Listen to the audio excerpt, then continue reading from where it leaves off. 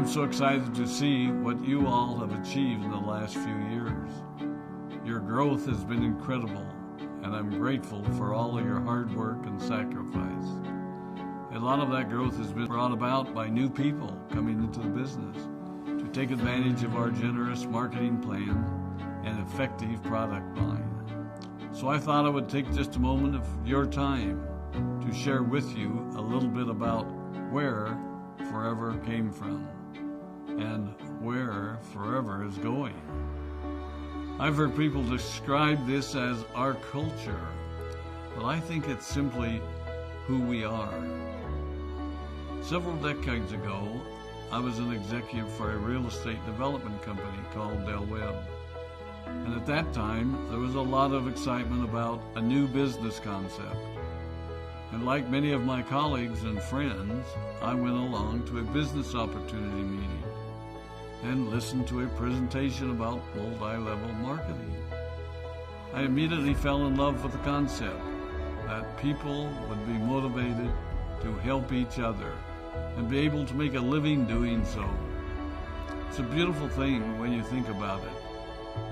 Although I was enjoying my career, I didn't think that I was contributing as much as I wanted, or as much as I could, to improve the well-being of the people around me. Inspired by the concept of people helping one another, I set out to write a marketing plan that is almost identical to the one that we use today. As I developed it, I had two goals. One was to pay the highest bonuses possible and still be able to run a company effectively. Two, to build a plan that would motivate and encourage people to keep working. I wanted a plan to reward those that remain active and engaged. I love the concept of a royalty income. However, I believe that it's good for our souls to work hard. People who work hard are happier. Of course, if you work hard, you should play hard. And that was one of my motivational factors in starting Forever Resorts. It was to give people the opportunity to spend time with their loved ones and experience the wonder of nature. Next time we're together, maybe I can tell you more about my passion for our resorts, our rare animals, and spectacular natural resources. So, with the marketing plan prepared, I needed to find a product. And we searched around and looked at different opportunities. I was passionate about finding something that was effective, consumable, and that we knew would not be a fad. During my search, I met a group of doctors who had developed a method of stabilizing aloe vera. They convinced me of its efficacy, and we began testing the product, and were amazed by the results. We were in business. We had a fair and balanced marketing plan, a consumable, effective product, and the third ingredient, an absolute conviction that we could make a difference in the lives of the people around us. And while it might have been a bit presumptuous, we honestly believed that we could make a difference in the world. We put in generous return policies, customer service incentives, and began to build this business based on the principle of being nice to one another and helping others. The success was incredible, and we grew rapidly until Christmas of 1982. I was sitting at home with the family, and the phone rang. They informed me that there had been a freeze at our aloe plantations in Texas, and that all of our aloe was destroyed. I immediately went to the airport and flew to South Texas to see what we could do.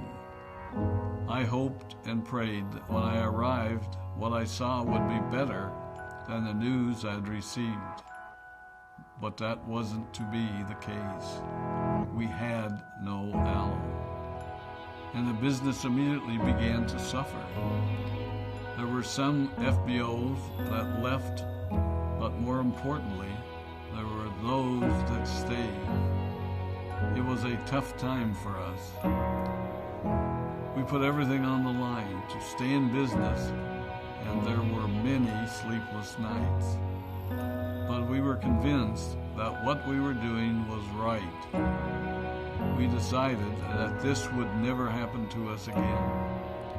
We flew out to the Dominican Republic and purchased as much land as we could and began planting aloe in one of the safest weather zones in the world.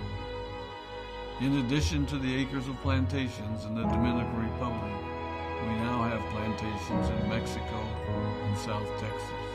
It was a tough lesson to learn. But during the tough times, we became stronger and we grew the most. We grow roots that strengthen us and help us to overcome the challenges and obstacles that life throws at us. I have learned that solid principles and core beliefs do not have a sell-by date. It is never old-fashioned or out of style to be nice to each other, to honor your commitments, and to treat people how you would wish to be treated. I recognize that many of you might not have heard about our beginnings, as you are new in the company. I am thrilled that you're part of our forever family, but I ask you to be mindful of the foundation upon which this company has been built. Forever was built on the principles of paying the highest bonuses possible, providing the most effective and highest quality of product, and empowering people to serve one another. There are no shortcuts to success in our business. Of course, the speed at which we reach certain levels may vary, but the fundamental principles remain unchanged and will remain unchanged as we continue our journey over the next 4 decades and longer. There will be times when a pathway will open up to you that will tempt you to take a shortcut, to buy a little more product than you may need, to make a purchase in someone else's name, or other ways in which we are tempted to give up what we want most for what we want now. Never forget that you're a part of something special, a business that has been built upon taking the road less traveled. It may not be as fast and as shiny as you might want it to be, but take it from me, the road less traveled is more rich, more wonderful, more fulfilling, and more lasting than you can ever imagine. We love you, we appreciate you, we are proud of you. My name is Rex Mon, and I